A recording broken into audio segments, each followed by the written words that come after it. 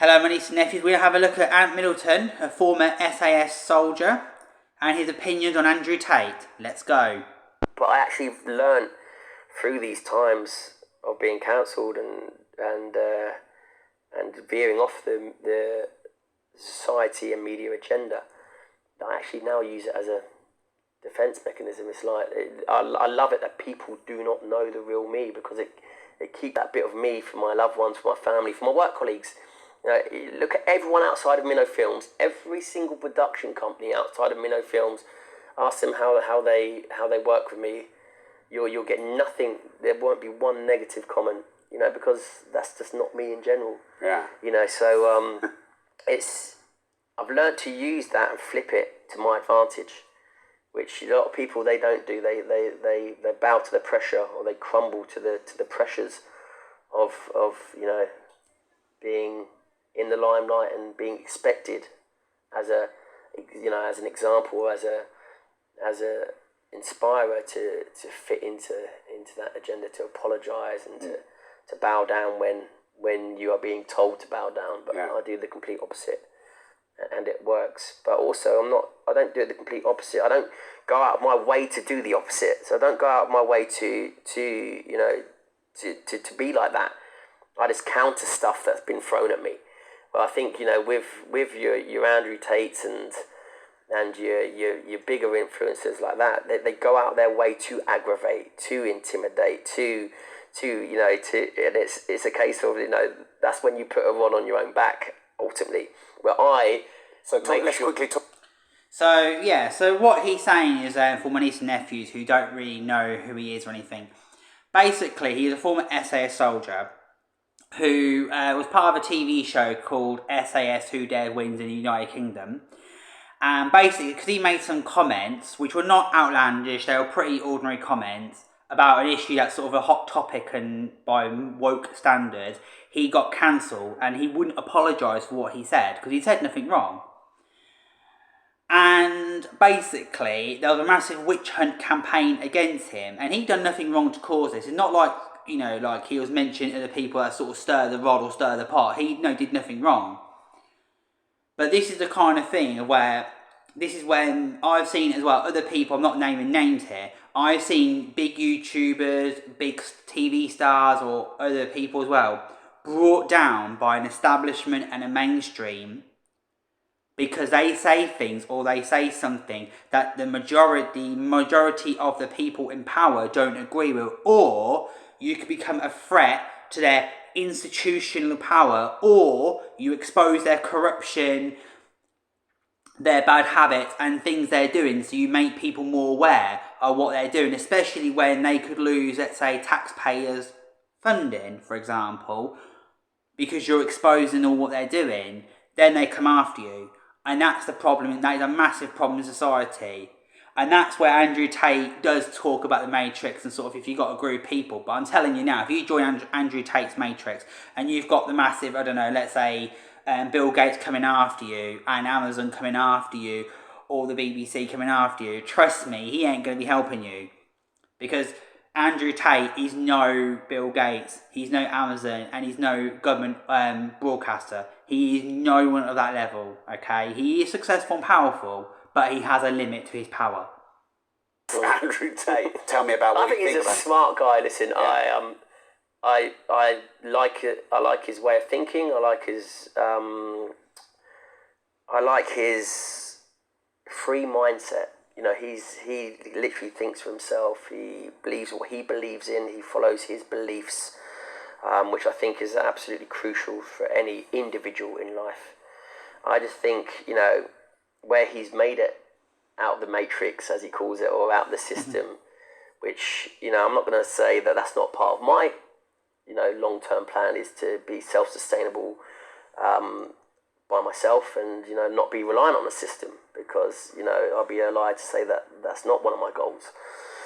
But once you've defeated, or you think that you've outwitted or outsmarted something as big as the system, something as big as a government, something as big as a structure, as a political structure like that, and there's time to, to maybe blend off into the background Putting yourself in a situation where people are going to come at you. People are going to come for you. People are going to be aggravated with what you say and what you do. So there's being smart enough to do that, to work yourself. Then there's being smart enough to go, right, how do I keep this, once you're out of the system, how do I keep it at bay? Or how do I outsmart it to make it think that I'm working for it, or that I'm, but then I'm doing the complete opposite. Because you can't beat the system. I don't care how big or how much influence. Look at Kanye West, for example. Multi-billionaire, and all of a sudden he's been shut down. I'm talking Adidas. All of those sponsorships that he's had, all the way down to music, to being ostracised and outcasted by the system. Absolutely, I think it's wrong. I think everyone has an opinion, and I think words can be so lethal nowadays that we class as lethal. But then words are just words. That's his opinion. Whether I agree with his opinions or not. Yeah. Some of them I do, some of them I don't. Do you know what? He thinks like Uncle Jason. Opinions are like arseholes, and sometimes they stink. Words don't hurt. Like when I went to school, words hurt. If words hurt when I went to school, Uncle Jason would have half my hometown in prison, man. Right? So let's get rid of that nonsense. Words don't hurt. People used to get taught back in the day. I don't know about you guys, and where you're from. That sticks and stones break your bones, but names never hurt. So words don't hurt. People who say words hurt have never been through proper trauma. Who don't know the word trauma and abuse means. Seriously. I think people in North Korea would be quite glad for a few hurt feelings and words compared to the atrocities and traumas and disgraceful things that are going on in that country. Like, man, don't even start me on it. And Uncle Jason's watched a few things recently about this, and it's heartbreaking to see what goes on in some of these places. And then we have these woke nonsense people come around going, "You can't see that, they go boo-hoo-hoo." Oh, anyway, let's continue. No, that doesn't mean that I'm going to take that on board and then implement it. It's words. If you action some of the stuff that you say, then that becomes dangerous. Then you go to yourself, right? That's a completely different story. But it's when you aggravate the situation and you try to take on a powerhouse such as the system and any governments out there, then you're going to lose. Full stop. I love the sponsors that I have at the moment. I love that, I'm working with Channel 7, I'm exclusive to them in Australia. I love that relationship. Ultimately it's working within the system, and I love contributing to the system. I really do. I love contributing to it and giving inspiration and motivation for my books, whatever it may be. I absolutely love that, and I think, it's definitely needed. And that's a big part of why I still do what I do. Because I do, but it's the back end that you try and sort of figure out, shall I say? Yeah. And again, with your Andrew Tates and your Kanye West, it's a case of they figure that out, but then there's a time and a place to go. Right, listen, what am I happy with? What am I happy with, and am I happy where I am, or do I try and take on the world and change the world, knowing that you can't? No. I'm supportive of Andrew Tate. From what I've seen, I don't know him personally, so I can't, but I like his messaging. I think he gives a lot of inspiration and that tough love that society needs, especially being a male man in this society. You're not allowed to be a man. You're not. Systems. I'm going to give them a good hiding before. Going to show their power. Yeah, absolutely. An example of, examples, and do you know what? It's one of those examples need to be shown in order to keep people in tow. It's a great analogy there. Now, you see, he's very clever because he's gone through his SS trade. He knows about powers and institutions, and he knows about infiltration and being on, like, a wolf in sheep clothing, merging into the system to be a part of the system to have your happiness. That is next level clever. That's really clever at peer like. You can't beat the system. You can't beat the world governments. You can't beat them. In life, you need to go towards the radiators that give you happiness and warmth, and stay away from the drains that will just drain you and destroy you. And like Uncle Jason said, I've known many people that have taken on the system, done outspoken things, uncovered truths about corruption and things, and they all get taken down. The system does not like people talking up against them and people breaking the system. As soon as you start challenging the system and becoming a threat to the system, they will take you out. Doesn't matter what system you're in, what place you're in around the world. You can name any place around the world or any system or institution.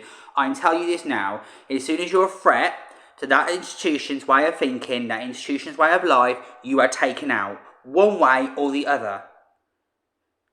Okay? Andrew Tate, again, like Middleton, are only human. They're not Superman. They're not gods. They're humans. And human beings have weaknesses. Now, he's probably as hard as they come. He's probably as hard as they come. You know, you wouldn't mess with him in a million years, right? But he knows, and I know, and I'm sure we all know, that if the special forces wanted to take him out, or the government wanted to take him out, whatever institution wanted to take him out, doesn't matter how hard you are, how tough you are, it takes 1 second to go. It takes 1 second. It'll just take one sniper from 50 yards to take him out. If somebody really wants him gone that badly. Right? Mr. Beast did a thing on this channel where he had like an assassin come and try and find him for a bit of like comedy and stuff. But really, people can hire people like that all the time. You know, you're not truly safe as you think you are in the world. You are only 1 second away from it all going. The human body is not invincible. And even he, how tough and how brave and all the skills he's got, and, you know, he could survive most things, he is still human at the end of the day, and so is Andrew Tate. And it's what he's trying to say. It's a brilliant how he's putting it across, and I like how he's coming across. He has always come across very firm but fair. But when you have his background, when you're in things like Special Forces, you have to have that tough mindset. You have to be a different gravy, different bisto. You cannot be weak when you're in the Special Forces. You have to have that mindset. The pandemic has proved that. The pandemic is, you know, is it a controlling measure, the Great Reset, whatever people want to, or is it just an IQ test? Is there something bigger coming down the line where people go, that, you know, the powers to be, you know, people pulling the strings, and it's not so much the governments, but the people that sit above that? I don't know, right? And I don't think anyone They're probably does. too smart. Right, I'm telling you this now, right? That laugh there was very telling, right? He obviously has an opinion on this, and he obviously has an opinion on who he thinks is doing what, right?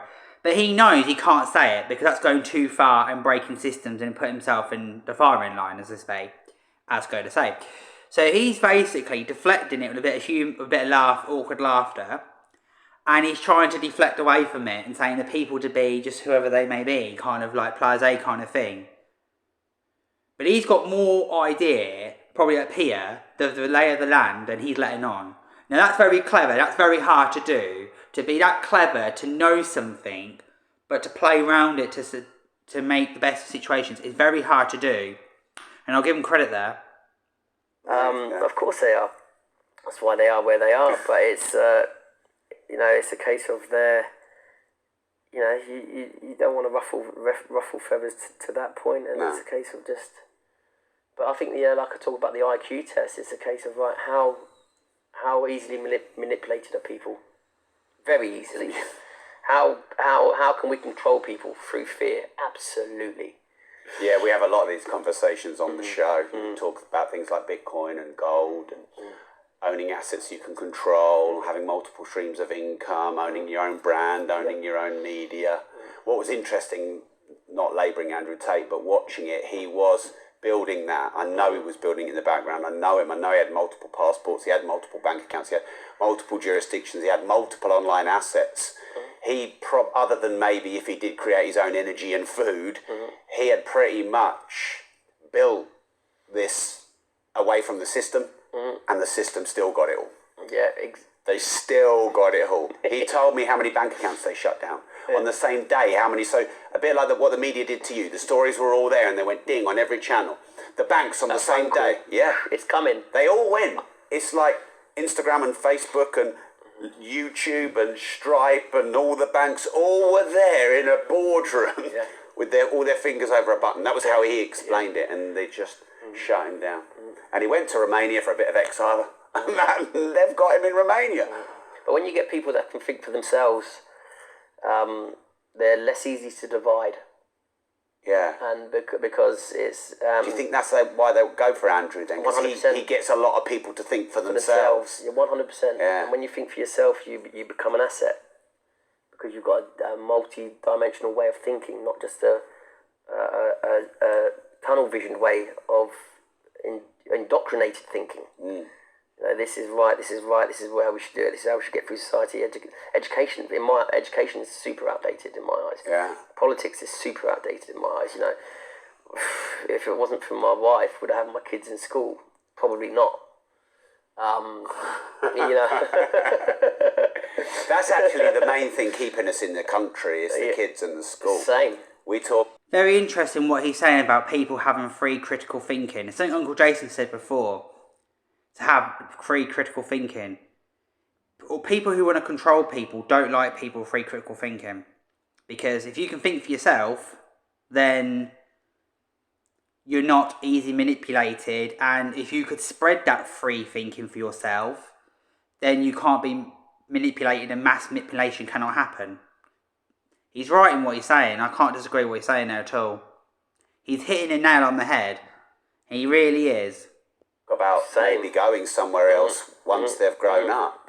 Would I love to take my kids out of school and teach them from home? Yes.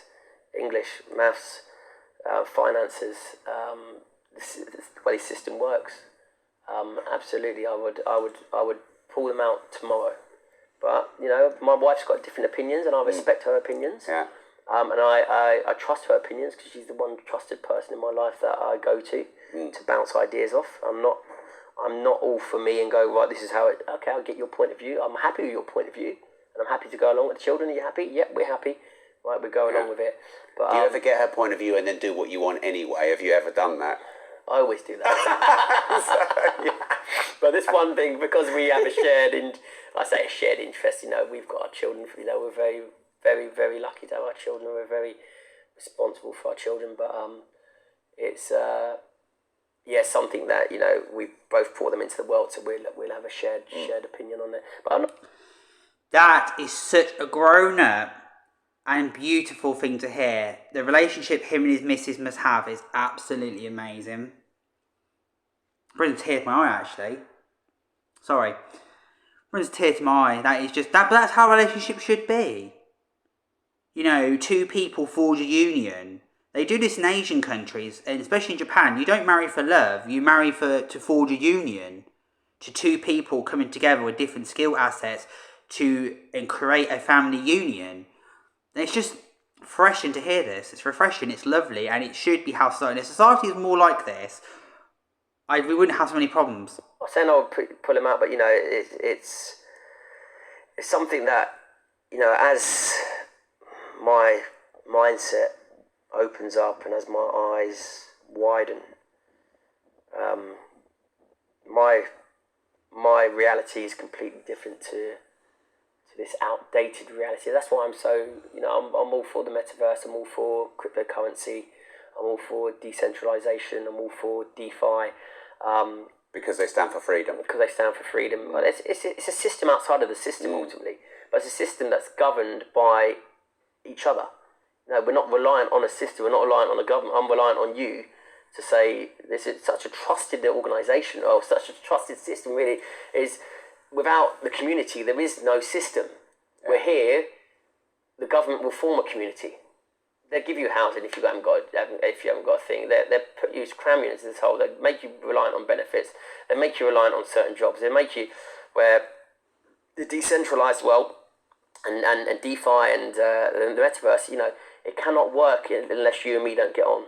Unless you and me don't have that sort of potential trust there, or that I don't trust, you know. So it's like I need you as much as you need me, rather than needing a system or a government, and they don't need us. Yeah. That's what it is. It's like this, and that's what I like about that. But then you have a whole different system outside of the system that potentially is a threat. Well, that is a threat to the system. So what do? You take care of the threat outside of the system to suck it back into the system. That's when he talks in deep dive analysis to what he's saying. He's basically, you can hear his military training coming out there more and more there, but he is saying it as it is, and I tell you what, I don't think he's far wrong in what he's saying. Now, he's very cleverly, he's not gone so far as to like be taken out yet completely, but you do these people like your Logan Pauls and Andrew Tates. Again, when, like you're saying, when they become big threats, they will be taken out one way or the other. Which is happening with, regulation right now with cryptocurrency.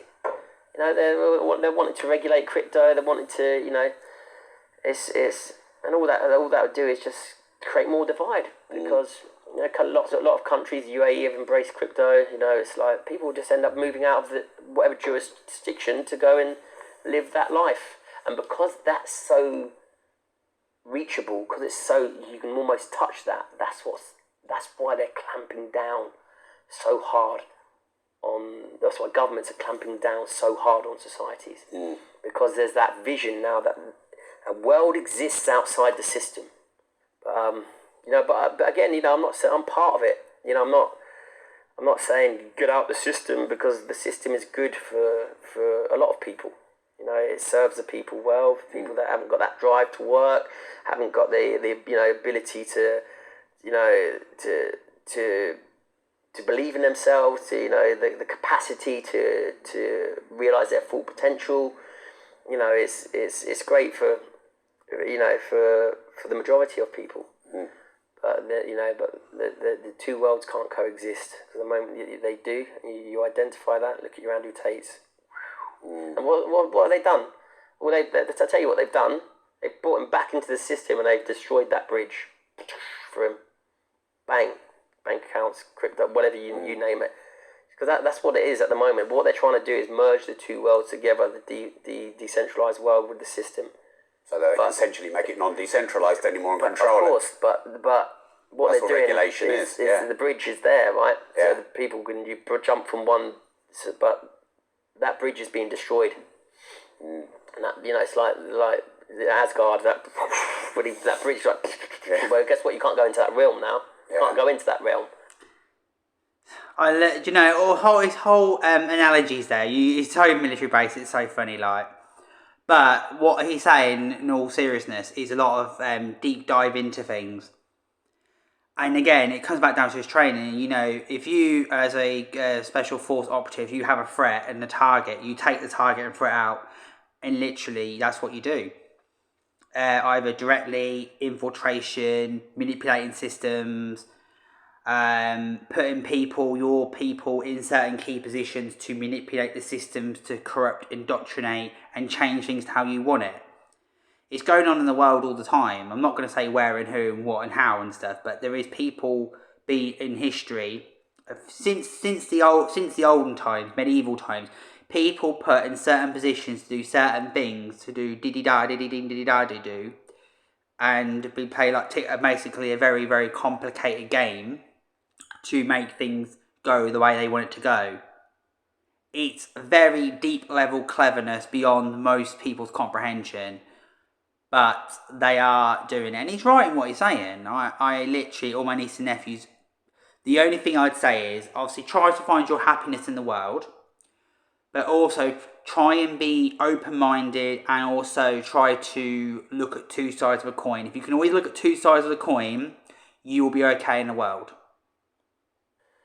But if you're smart enough, you can bounce between the two. And that's when I believe that you outsmart the system.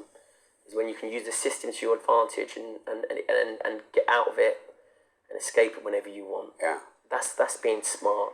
That's but to get out of the system and then to slate the system and to go, come on, then you're asking for trouble, because the system is bigger than any system out there at the moment. But one day, touch wood, an external system will collapse the current system that we live in. Thank you for watching my nieces and nephews. Please like and subscribe out, and I'll see you in the next one.